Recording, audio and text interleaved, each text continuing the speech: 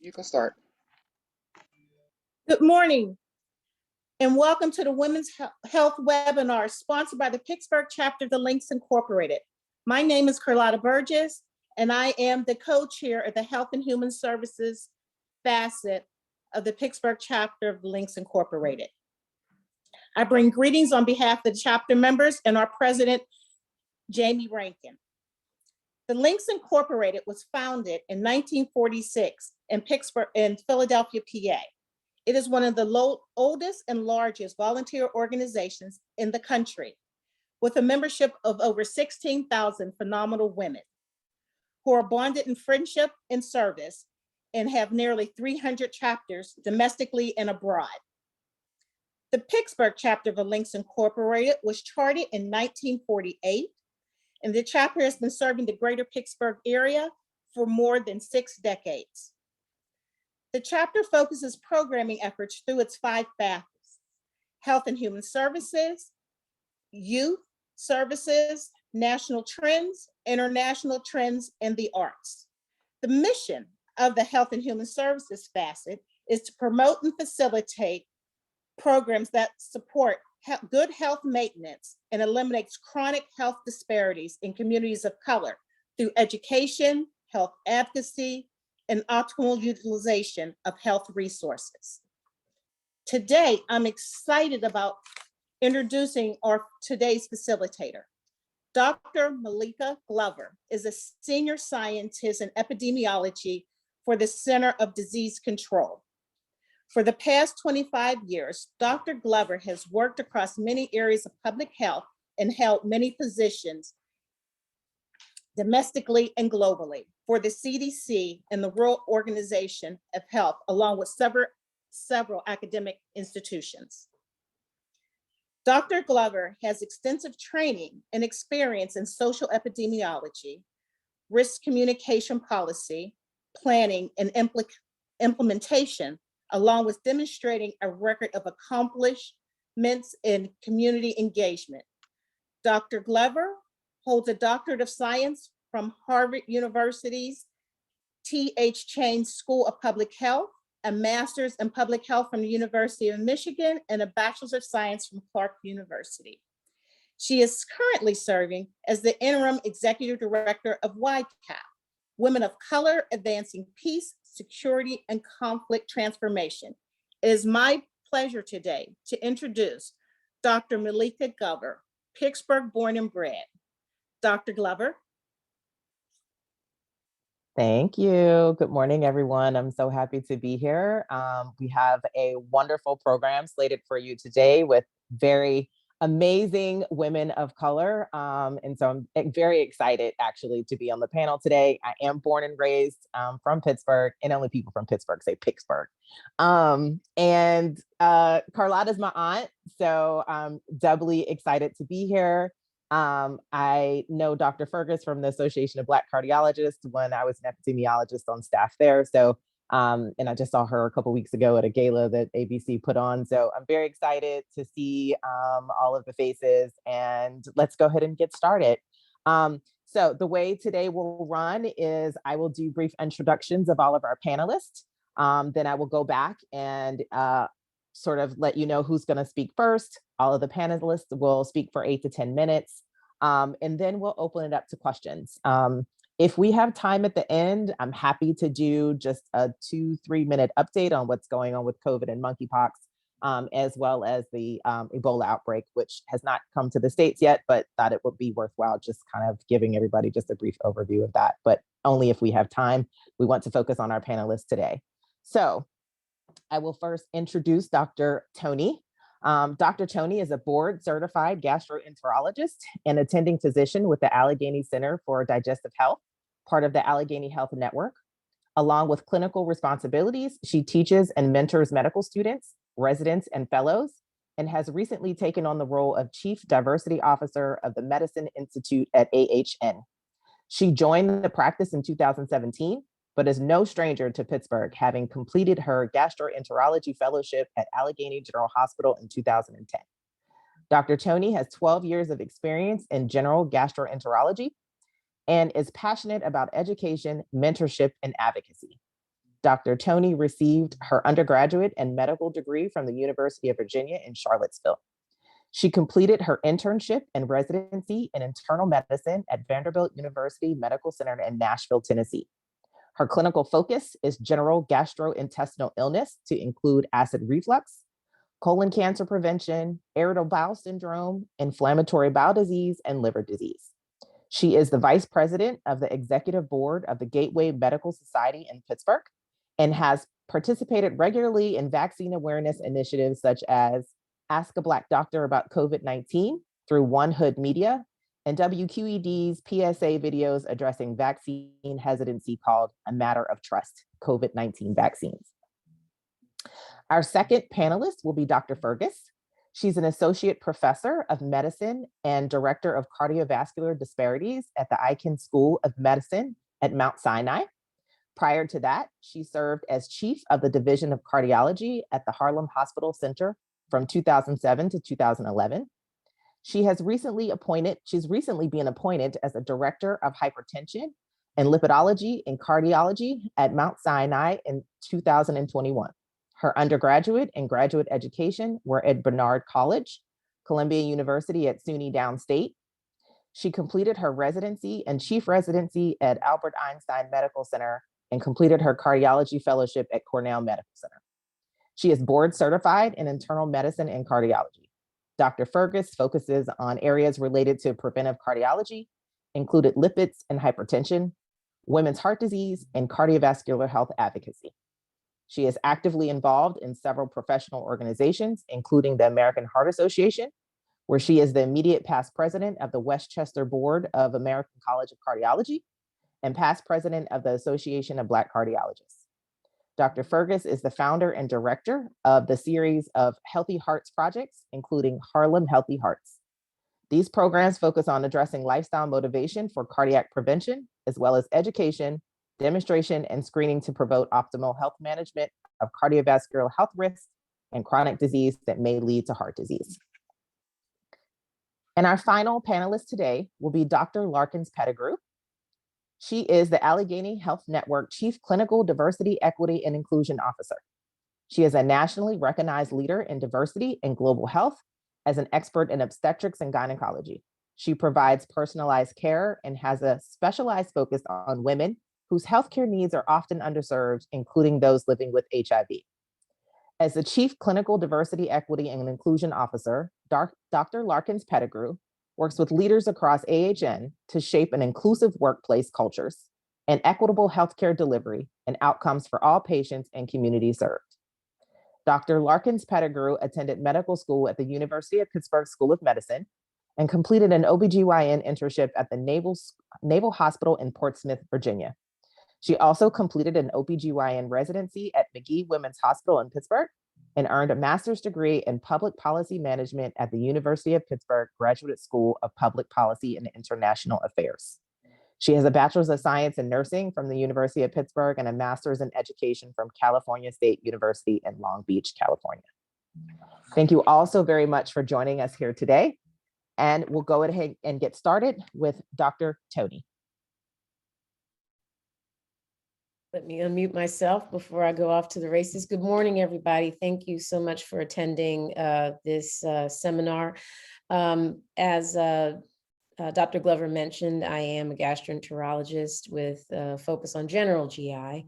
And what I wanted to really speak about this morning is colorectal cancer and prevention. I know we started a little late, so I will be very brief with my discussion. If people aren't aware already, the screening guidelines for the first colonoscopy have dropped. It used to be 50 years old for everyone, and now it is 45 years old for everyone.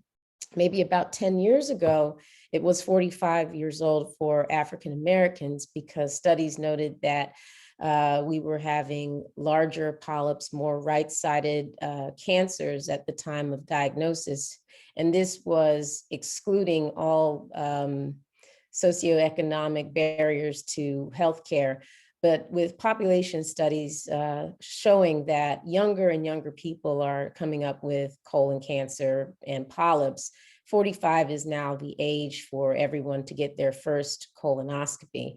And there has been a recent study out of Scandinavia that has gotten a lot of confusion about the role of a colonoscopy in colon cancer prevention. Essentially, they studied people and said to them, think about getting screened. And for those that didn't follow through with a colonoscopy, it erroneously suggested that colonoscopies do not prevent colon cancer. But if you look at the study a little bit deeper, what it showed is that if people go to get that colonoscopy as was recommended, colon cancer is prevented. So it's really more about how to, as healthcare providers, have a recommendation turn into a result. And so getting a colonoscopy is no fun. You have to fast the day before, you have to drink liquids, you have to drink a bowel prep that causes diarrhea. A lot of people also may never have been sedated for a colonoscopy. So the worry about being sedated and being under while people are doing work. So those are barriers. And so certainly there are non-colonoscopy screening options. The one that is very popular right now is the Cologuard, which is a combination of stool DNA to see if there's polyp being shed in the tissue as well as blood.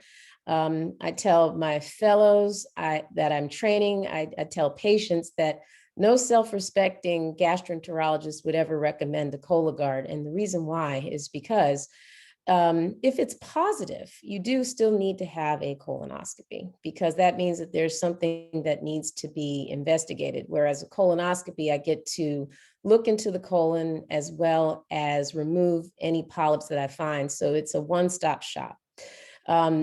If you were to choose a Cologuard, it's usually through a primary care physician that will offer that. And I think that's reasonable for anyone who is not yet ready to have a colonoscopy, that has a worry about certain aspects of that procedure. So I do think that a Cologuard, as well as just a FIT test, are reasonable for primary care providers to be able to get their patients screened. But I just want to make sure that as a patient, you know that if it's positive, you do need to go forward with a colonoscopy, and that also you need to get starting your screenings at age 45.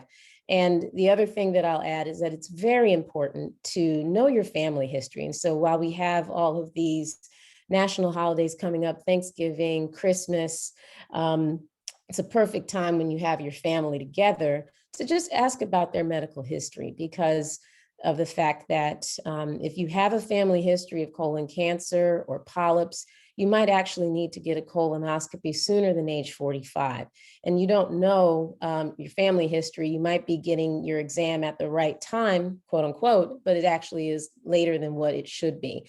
And then I finally will say that if you are having any symptoms that just don't line up with what you're used to when it comes to your bowel habits, if you're having bloating, if you're having constipation when you've never had constipation, if you're seeing rectal bleeding, if you're having diarrhea, if you're having cramping, please come see somebody about that, because most certainly there are people younger than age 45 that have evidence of colon cancer. So if there are any change in your symptoms at all from a digestive standpoint, come see one of us and we'll examine it, and more likely than not offer you a colonoscopy, because certain symptoms might very well be a cancer at that point. We want to be able to catch that early, because if colon cancer is caught at early stages, the 5-year survival rate is about 90%. So even if we do find something bad, it could easily be manageable if you just come in. So with that, I want to just thank you all for your time, and I will leave it to our next panelist. Thank you so much, Dr. Tony. Well, actually, everyone, if you could take note of your questions or put them in the chat, we will circle back to questions at the end. Dr. Tony, I really appreciate all of that information. Thank you so much. We will move on to our next panelist, is Dr. Fergus. Please, Dr. Fergus. Sure, absolutely. Thank you, Dr. Glover. And it was great seeing you a couple of weeks ago at the Association of Black Cardiologists fundraiser. So as I was introduced by Dr. Glover as a cardiologist, I'm a non-invasive or clinical cardiologist. And I spent a lot of focus on taking care of women as it relates to heart disease and all the risk factors that can contribute to heart disease.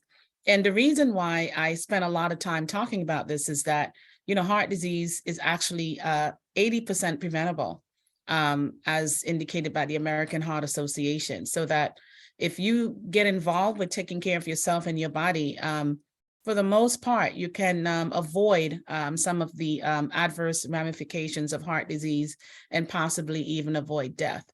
So to punctuate my discussion today, if I may have permission to share a few slides, I'll go ahead and do that now. Are you guys able to see the slides? Hopefully. Yes, yes, we can Okay. see Yeah. them. So let's see. The view. It's not letting me do it's not letting me do you know, the movie view or the slideshow view, but are you able to see the slides nonetheless? Down at the bottom, Dr. Fergus, next to where you can make the slide bigger in the bottom right, if you push that last icon, it should do slideshow. Over to the left a little bit. Over, down over here on the right side, next to where you can make the slide larger, that very last icon, it looks like a sort of like a screen. If you click on that, it should go to slideshow. Let's see.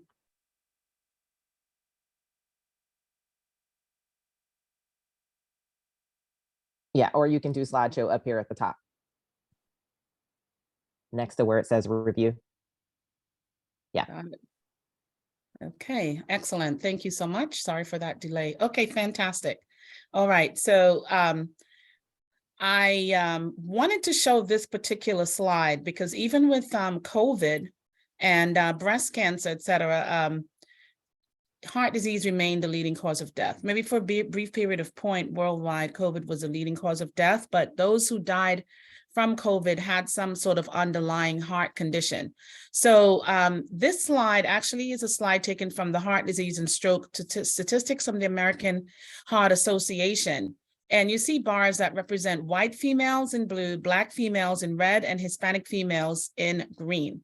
CHD to my left, and hopefully to your left as well, represents the spectrum of heart disease. So this is coronary heart disease. And then next to that, you see stroke, then lung cancer and breast cancer. So as you can see, the Black females in red lead the pack for heart disease, stroke, and breast cancer when it comes to death. And as you can see, the other point about this slide is that heart disease is a lot more prevalent among the population than breast cancer. Although some of the risk factors for heart disease are the same for stroke and also for breast cancer. And those risk factors are on the rise. So you will see, an increase in some of these chronic and often deadly conditions. Now on this next slide, so I'm just going to skip ahead here. This talks about trends in awareness about heart disease as the leading cause of death. So in the early 1990s, most people who were Black, as again represented by the red, were not aware that heart disease is the leading cause of death. And over the years, there's been a huge campaign by the American Heart Association and others to bring awareness about heart disease, but you'll still see that white women are more likely to be aware that heart disease is their leading cause of death, followed by Black and then Hispanic women. So there's still a lot of work to be done about increasing awareness that heart disease is the leading cause of death. Now, you may say, well, you know what? I'm young, I'm menstruating. Menstruation protects me from heart disease. So I don't have to worry about heart disease. Well, this slide shows that heart disease can affect you at any age, beginning as early as in the 20s. And now the red bar represents men and the white represents women. But you could see that, yes, in the early ages of between 20 to 34, up to 44, maybe 54, you'll see that, heart disease may be more prevalent or more affects men, but it's still present in these ages, even before while you're menstruating. And this may be things such as arrhythmias or irregular heartbeats, palpitations, valve disease, things that you're born with. All of these, just chest pain, maybe, and especially during COVID, we saw an inflammation around the heart that's called pericarditis or myocarditis. These are the types of things that typically affect the younger women. As you get older and you're postmenopausal, the likelihood of having heart disease jumps. And this is where you start to see things like stroke, heart failure, and heart attack. So this slide punctuates that heart disease is present in every age group, and you just need to be aware. So let's talk about the risk factors for heart disease briefly. So, they're listed in terms of the risk factors that people typically know, and some newer risk factors that are becoming more noticeable as a risk for women. So we clearly know that cigarette smoking, hypertension defined as a systolic blood pressure of 120 and a diastolic of 80, anything greater than that is hypertension, and we could talk about that. Dyslipidemia has to do with cholesterol abnormalities, and hopefully some of you know all the numbers for your cholesterol. Also, family history. If you have a family relative who has heart disease in a male younger than 55 or in a female younger than 65, that's an independent risk. Obesity, especially around the stomach or visceral fat, is a risk factor. Physical inactivity is a major risk factor in the metabolic syndrome. I'll talk a little bit about physical inactivity later on. And then these newer ones, if you're not able to exercise on a treadmill or an abnormal heart rate after stopping. So what does that mean? You're not able to walk a few minutes according to your age on a treadmill, but then when you stop, your heart rate does not go down. Some people call it deconditioning, but that is a risk for heart disease. Another new risk that we are focusing on for women has to do with what we call the inflammatory processes. So if you have something like lupus or rheumatoid arthritis or any other inflammatory process, this increases your risk for having a heart-related issue, or anything that happens to you during pregnancy. So pregnancy-induced hypertension or preeclampsia, and hopefully not eclampsia, which could be very deadly. Those have to do with your blood pressures being elevated during pregnancy, but also gestational diabetes, which means that you develop diabetes during pregnancy. If you have that, then that's an independent risk for heart disease later on. But look at this little caveat here. It's not that diabetes, heart disease, and obesity runs in your family. It's that no one runs in your family. And unfortunately, for many of us, we're not as active as we should be. The American Heart Association recommends at least 30 minutes on most days of the week of some sort of physical activity. And I'll show you later a slide about that. But before I get to that, let's talk about the signs and symptoms in women of having a heart attack. And in this one study that looked at over 515 women with a heart attack or myocardial infarction, it's very, I guess, even scary to note that chest pain was absent in about 43% of women. The most common symptom was dyspnea or shortness of breath in over 50%, feeling very weak in 55%, and feeling tired in 43%. The prodrome, or the lead up to having the heart attack, 71% of women reported fatigue, very tired, or some sort of a sleep disturbance, or dyspnea, which is shortness of breath. So be aware that when they talk about chest pain as a sign of a heart attack, well, we know that it's there, but in women, it may be different. So I just wanted to punctuate that in this slide. Okay, now the physical activity and obesity slide.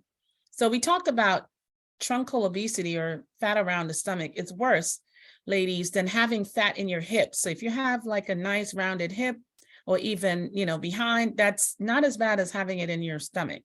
And on the slide to the left, the figure to the left, you're going to see Black females in the middle. That's the gray bar. We are 58.5% by the time you're 20 to be overweight and even obese. And we're the highest group, higher than Black men. Here in the whitish next to it, higher than Hispanic women, 41%, and certainly higher than white women and white men. So we're more likely to be obese over age 20. And then to the right, you'll see that we're less likely to be physically active. So again, this is like sort of the inverse relationship compared with the other slide, where only 24% of Black women, represented by the gray bar in the middle, are physically active over age 18, much less than all of the other groups, followed by Hispanic women. So we can talk about why that is, and I'm going to skip ahead because I don't want to waste the time that I have left. So just to mention that if you need to lose weight or sustain weight, you should be doing at least a minimum of 60 to 90 minutes of moderate intensity physical activity on preferably most days of the week. So don't be a couch potato. Briefly, I'm going to go through, I'm not going to say much about this slide, simply to say that your mental state and your heart is a big deal. So stress, anxiety, and or depression can increase not only the risk factors for heart disease, but heart disease itself. And in this one study, I just wanted to point out, this is called the Stockholm Female Coronary Risk Study that looked at a couple thousand women and talked about marital stress. So marital stress is not, you don't have to be married, but it's just stress in a relationship.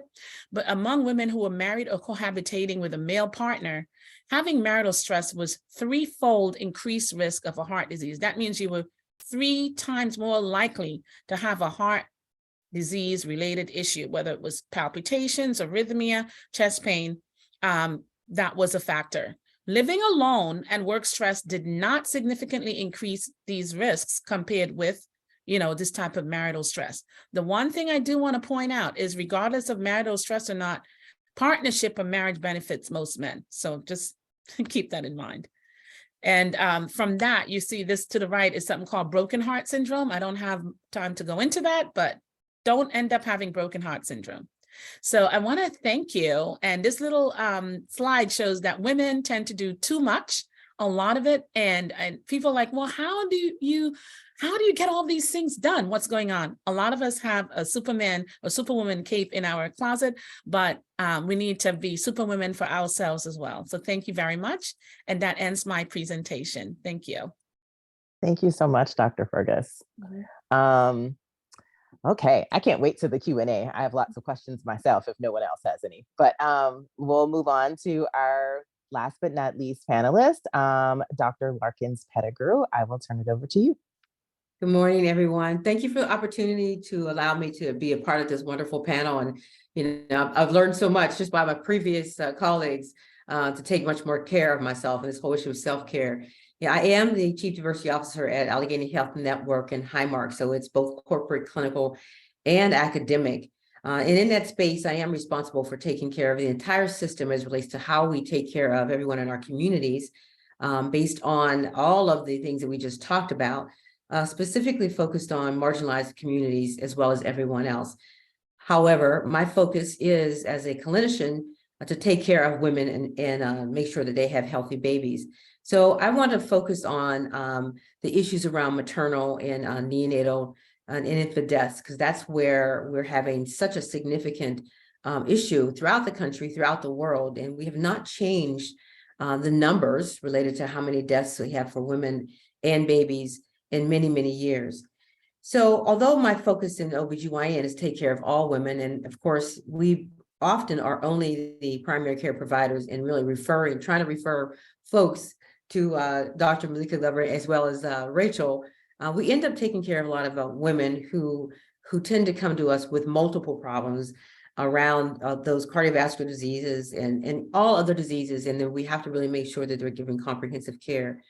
But this space of women, period, African-American women, is a place I want to talk to you a little bit about today because, Black women wake up every single day just trying to be women. And there's the whole concept of weathering that occurs with women. If you imagine leaving your furniture out every single summer through the winter, and then it just continues to be weathered and weathered and weathered. And that happens with women throughout this country. That happens with Black women, especially. And that really does take a toll on who they are, on who they become as healthy individuals trying to take care of their families, because that weathering comes from the toxic environments that we as Black women experience throughout our entire lives. And so that weathering is significant throughout our lives in all of the things that we want to do as far as climbing either leadership ladders or whatever we want to do as far as being productive in our communities, in our society. But that weathering really takes a significant toll when we think about how we manage a pregnancy, whether it's pre-pregnancy, intra-pregnancy, and postpartum.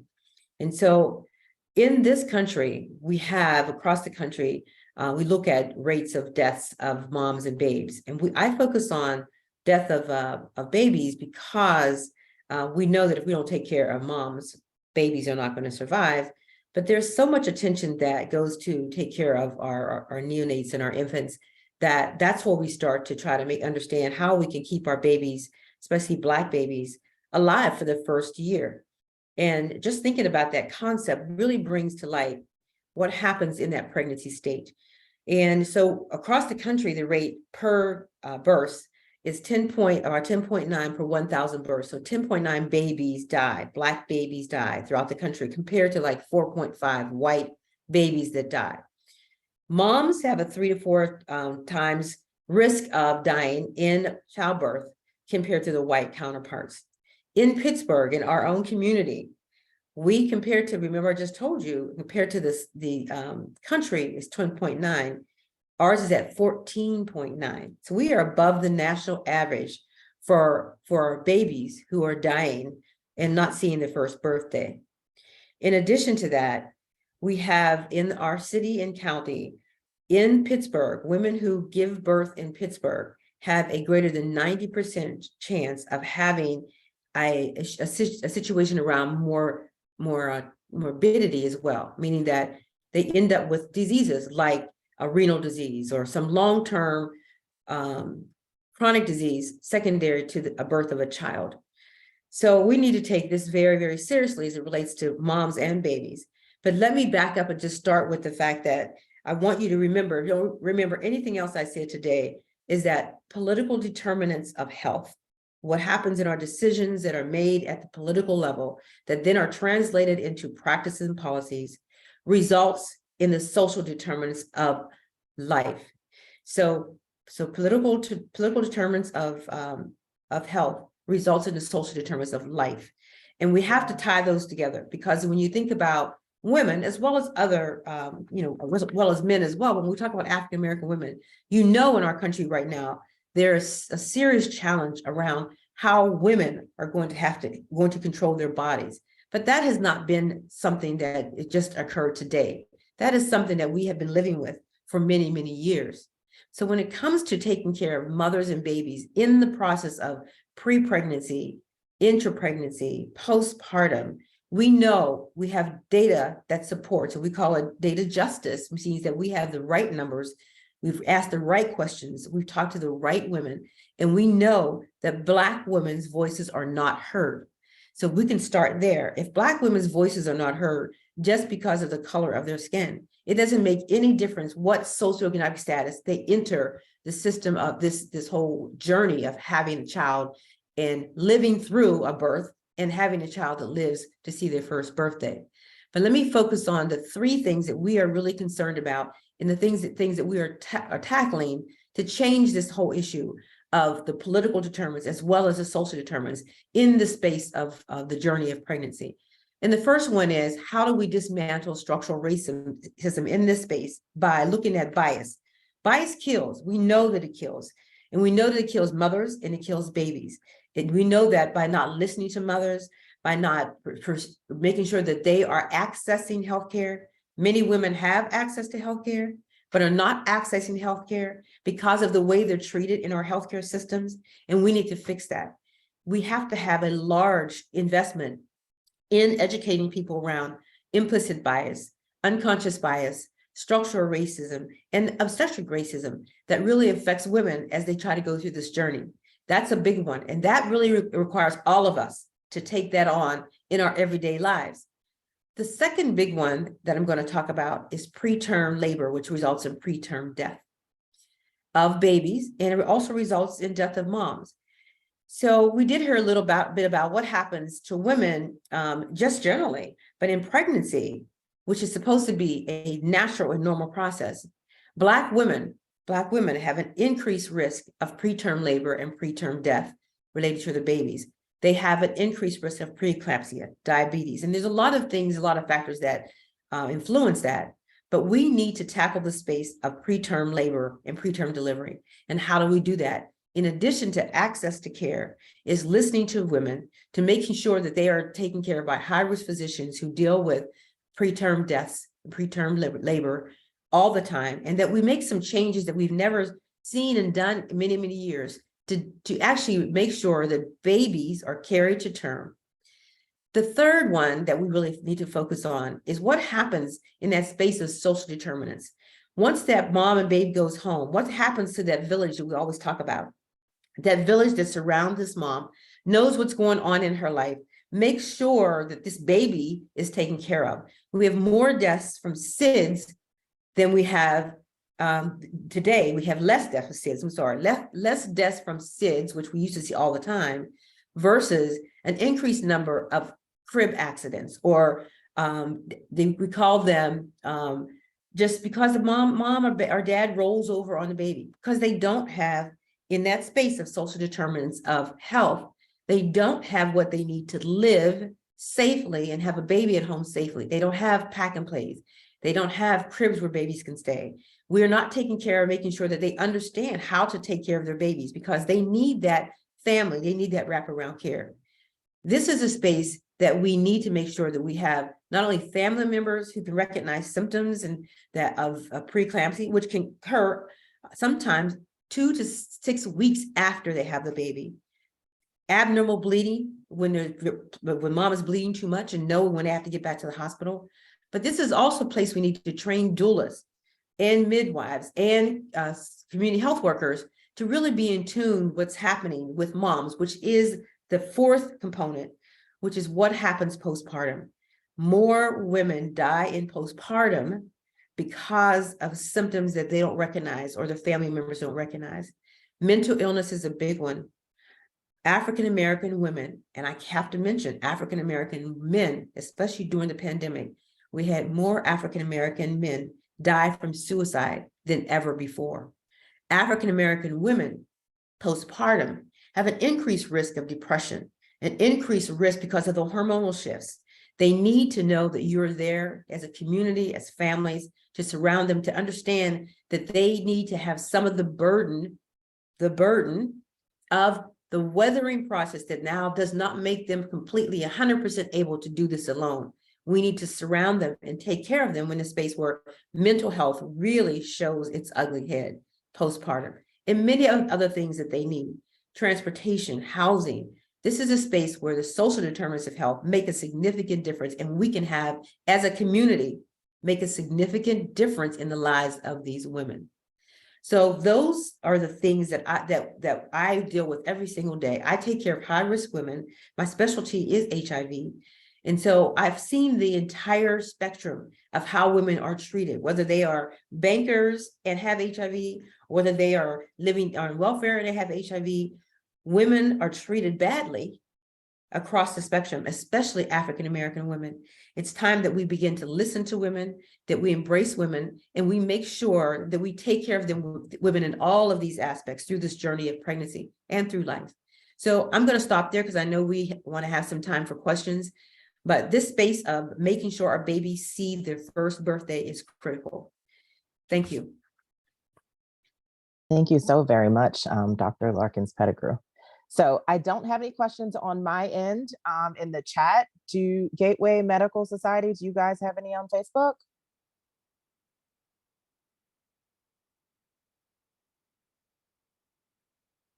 While we're waiting for questions, I have a question for each of you. I'll start with Dr. Tony.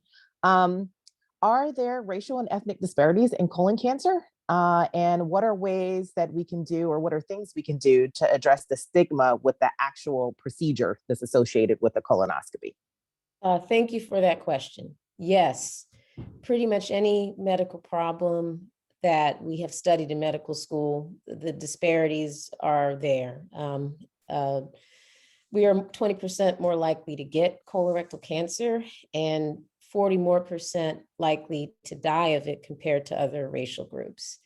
And quite often, we may not have a primary care provider that suggests a colonoscopy or suggests getting screened.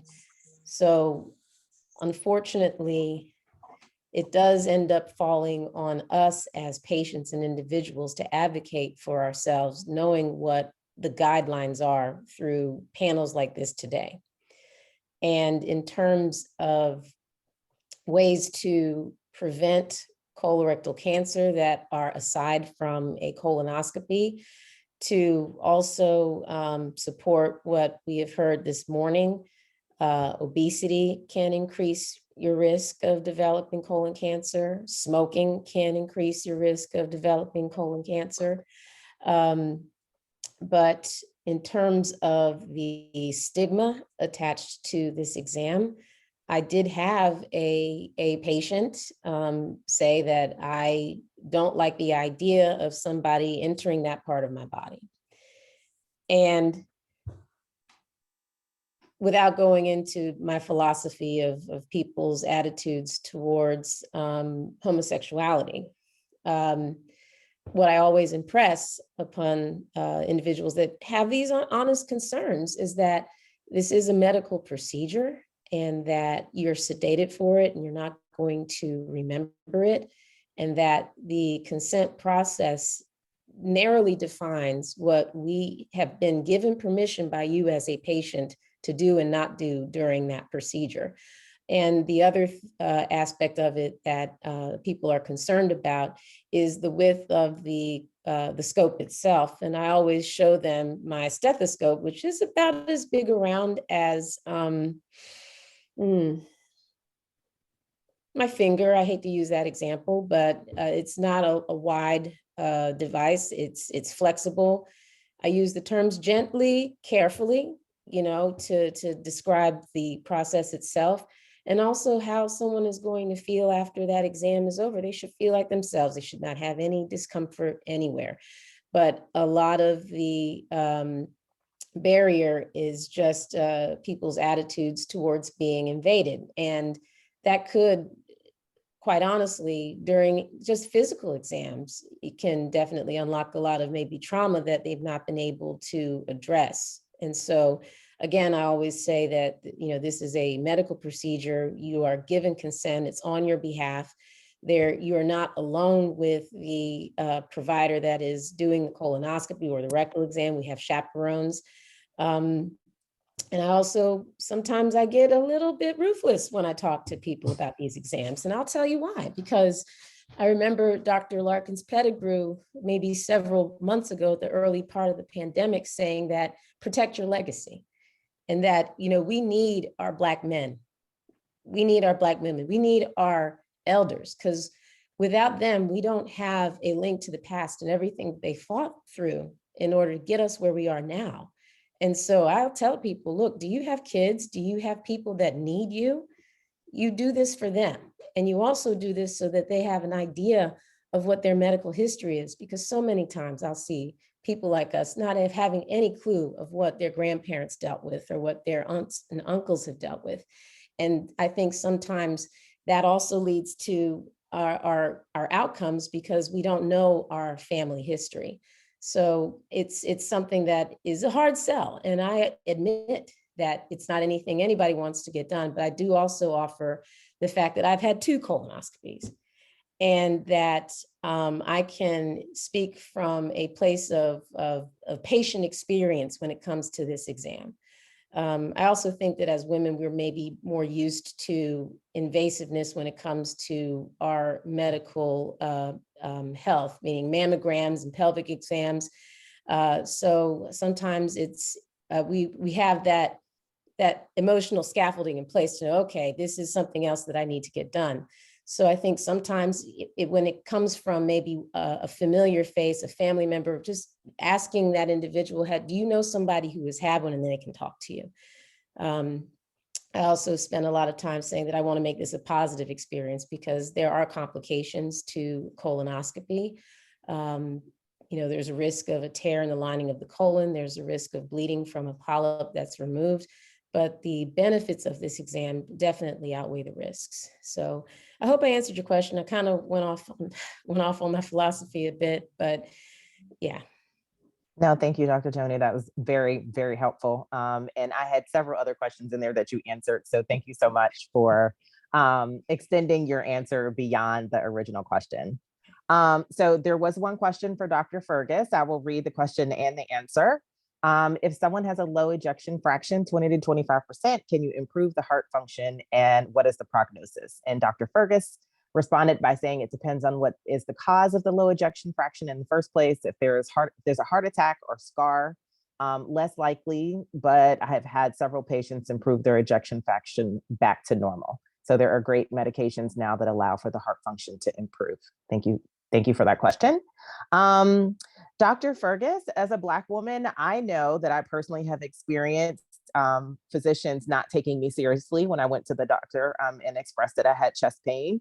And so I am wondering, how do women, although chest pain is not at the top of the list of things that, tell you that you might be having a heart attack or have concerns about cardiac health, if I show up at my physician's office and I have concerns about fatigue and some of the other signs and symptoms you mentioned, and they sort of blow them off as, well, you might need more rest, or, but I express concerns about my heart health, how do I advocate for myself if they're not paying attention?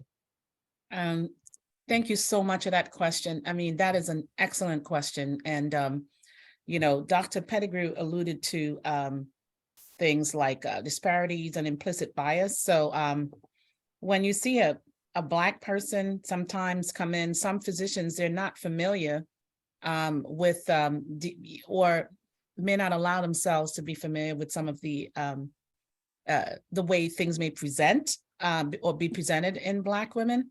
And so and hopefully that's not the case much, but it can happen. So first of all, your body. Every woman here, your body, when you don't feel right. Okay. If you don't feel right and you don't have the typical symptoms of an elephant sitting on your chest, or something, like a heaviness down your left arm, and now even radiating into the chin, like you can have stomach pain, epigastric pain. It could feel like a GI issue. I'm sure Dr. Tony is shaking her head, yes.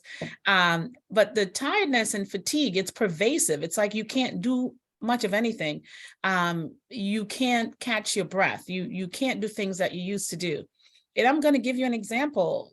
A young, friend or colleague of mine in the 50s, had tickets to go to Jamaica. Jamaica Island. And she called me like 3 days before she left. And she's like, listen, I am just so tired. I'm so drained. I can't, it's taking a huge effort to do things that I normally would do. And I don't know what to do. I'm going to be getting on a plane. This was the Friday morning. I was already seeing, it was almost the end of the day, but I'm jumping on a plane on Monday, right? She said. And I said, you know what? If it doesn't feel right and it's been persisting, we should take a look at what's going on. Now, I just know we should take a look. I didn't know if, what it could be. She had risk factors, I think, of pre-diabetes, and she was postmenopausal. So not that many risk factors. She wasn't a smoker. There was no family heart disease.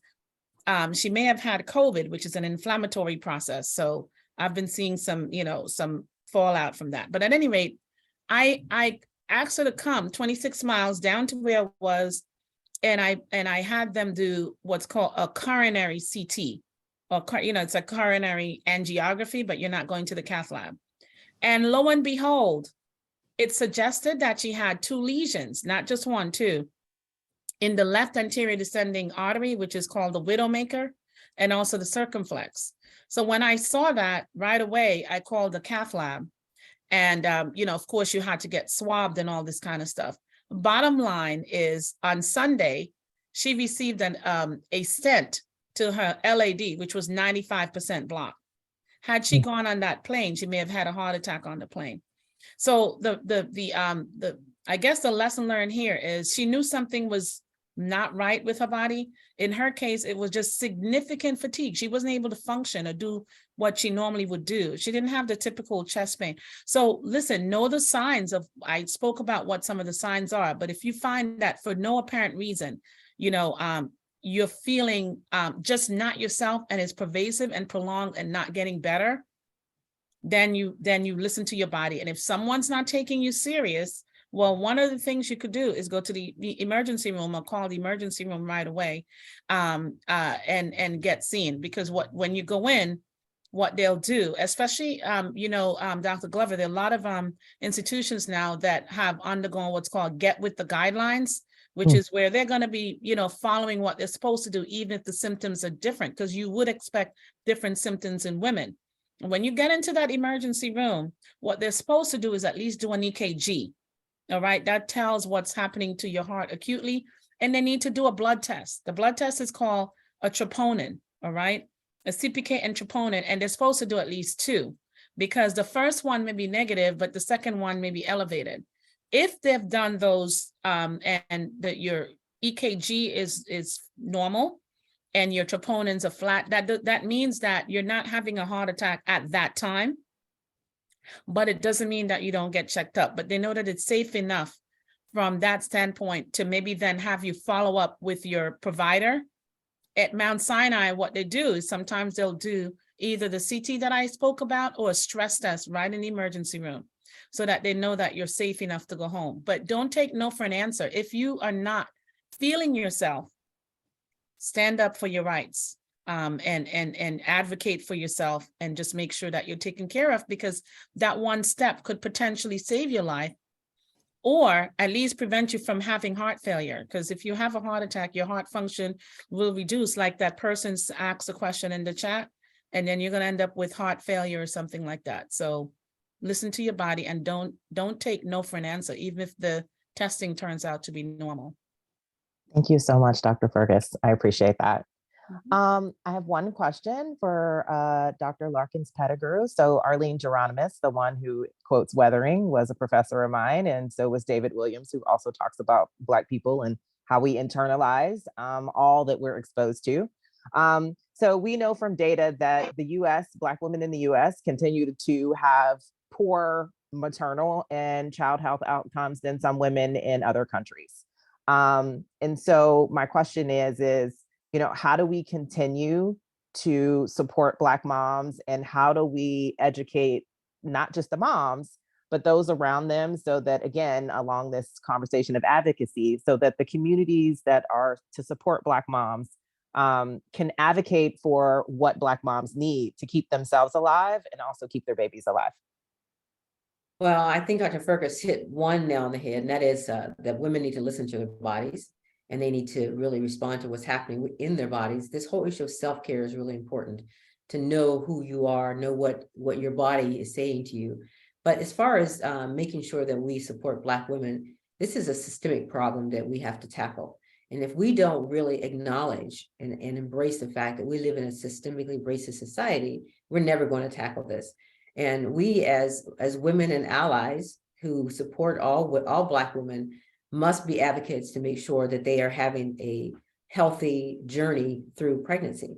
And that means all of us have to be an advocate. All of us have to be really responsible for making sure that at all levels, at the senior levels, leadership levels, as well as in our community levels, that this is a challenge that we must take on in order for us to move on. Structural racism is something that affects all of us. Every single medical issue, every single thing that we do in life. And it's important that, especially now, we've had, George Floyd was a tipping point, but we've had multiple George Floyds before that. If we don't, at some point, and I hope it is now, really embrace the fact that we live in a society that we must really tackle this issue of bias.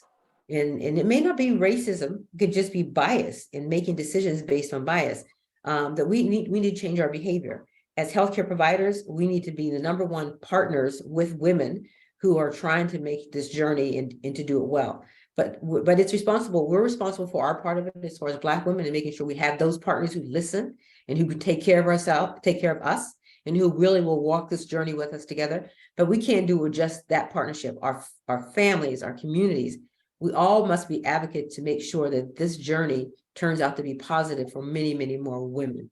So it's really tackling this issue of structural racism, of obstetric racism, and the racism that flows through everything that we do. I mean, it's in us, it's around us, it's about us. We all know and have felt racism, whether we're Black, white, no matter. And so knowing that, embracing that, and moving forward is what we have to do in this space, especially to be advocates for women so they can have better outcomes. Thank you. Thank you, Dr. Loftins-Pettigrew. And there's a common theme here of protecting our legacy, and being, I am my ancestors', wildest dream. And so how do we not just protect our legacy, but, how do we respect our legacy and also ensure that those around us are supporting us in sustaining that legacy? So thank you so very much. And Carlotta, do you want me to do an update? Or I don't see any additional questions, but if the panelists have anything else they'd like to say before yes, Dr. Tony. I did. There were things that our other panelists have said that have resonated with me very much. Bias is so real. And as was mentioned previously, I went to University of Virginia for undergraduate and medical school. Unfortunately, that institution was on the national stage for tiki torches, et cetera. But there was a study that came out that medical students from UVA, I think this was in the early 2000s, that they had a different idea of pain relative to a white patient versus a Black patient. So even so long ago, there's attitudes that Black people don't experience pain the same way. And so a part of dismantling that bias, and something that I'm very happy to be a part of, is within our education, having bias training for our doctors in training, for our medical residents, for our fellows that are subspecializing, so that they can recognize their own biases and at least maybe just take a moment to say, wait a minute, am I cutting corners because I'm tired, I'm stressed out? Let me slow down and consider the factors. And the other thing that I wanted to mention that Dr. Fergus touched on is that so many times symptoms of heart disease manifest as GI symptoms. And I will have people come to my office telling me that they have GERD, telling me that they are having indigestion. And there was one such patient where I listened to their heart rate and it was 30 beats per minute. And that was way too slow for someone not being physically active at all, not exercising 6 days a week, not an Olympic swimmer. They ended up needing a pacemaker. It was not GERD. They needed a pacemaker because the top part of their heart was not communicating with the bottom of their heart at all. It was complete heart block. So, it's a situation where, yes, I practice gastroenterology, but my foundation is internal medicine. And so we all, as clinicians, have to make sure that we are not just pigeonholing our brains and saying to ourselves, well, this is definitely a problem, because, and I'll circle back to anesthesia for the procedures that we do, you have to have a healthy heart in order to have a colonoscopy. And so, Dr. Fergus is first on the list of things to get done before I am. I know my role. So I just want to put that out there, that sometimes GI symptoms are cardiac symptoms. Thank you. Dr. Fergus, did you want to say something? Sure. And in my closing remarks, first, I would like to just congratulate all of the people who are involved, the Pittsburgh Links, for putting on this fantastic, seminar, because we have to keep hearing things over and over again, sometimes in order to really, act on things. But let me just say that last slide that I showed, where there's a superwoman cape hidden in the closet, right? Because we're everything for everyone. I always remember when you're on a flight, they tell you put on your own mask first before helping others. And I find that a lot of Black women, particularly, in this age group, or even younger and older, we're doing so many things, and we're involved in so many things because we have to, we feel that we have to. And sometimes we ignore the symptoms, or we ignore our own bodies. And next thing you know, you end up, having, to be out anyway, right? And I always tell people, some of my patients, like, they're busy, they're a they're working and they got to take care of kids or their parents or their church or the links or the sorority or whatever.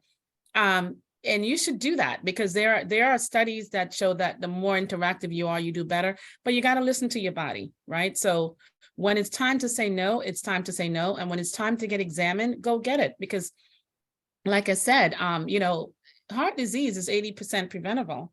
If something doesn't feel right, it's a quick test. Just ask around. And the other thing I'm going to say is if you don't like your provider, you're not liking the answers you're getting, get another one.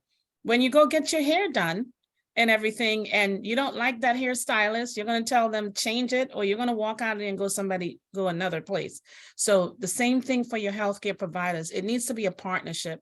I have a partnership with my patients because if not, then there may be non-adherence to therapy, and then it ends up being like things just don't move forward. So that's my message: is one, take care of yourself as you take care of others, or while you're taking care of others. Don't forget yourself. Okay. And that's my message. Thank you.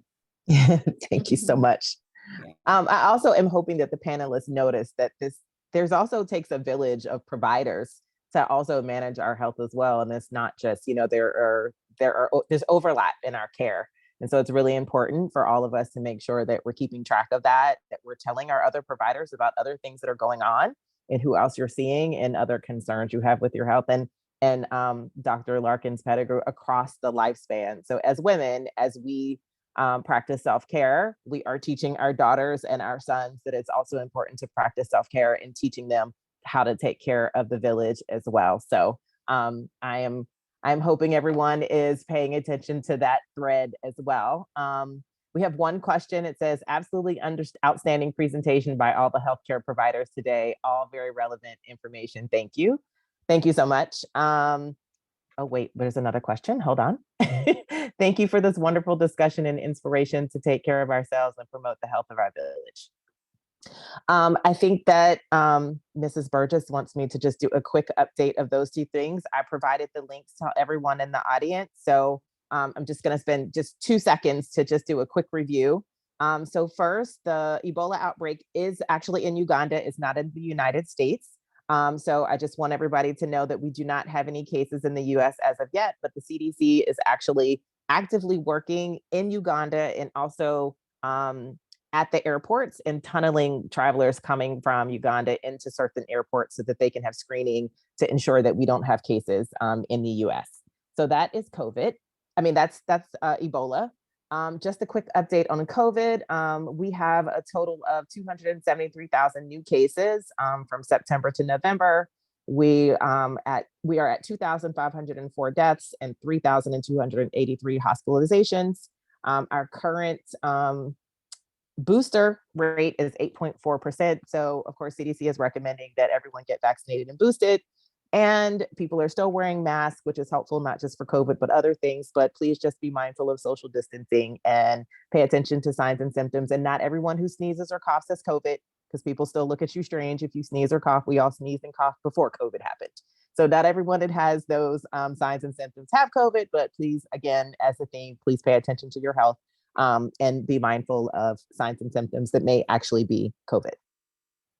And then finally, as it pertains to monkeypox, we have 28,657 cases in the US.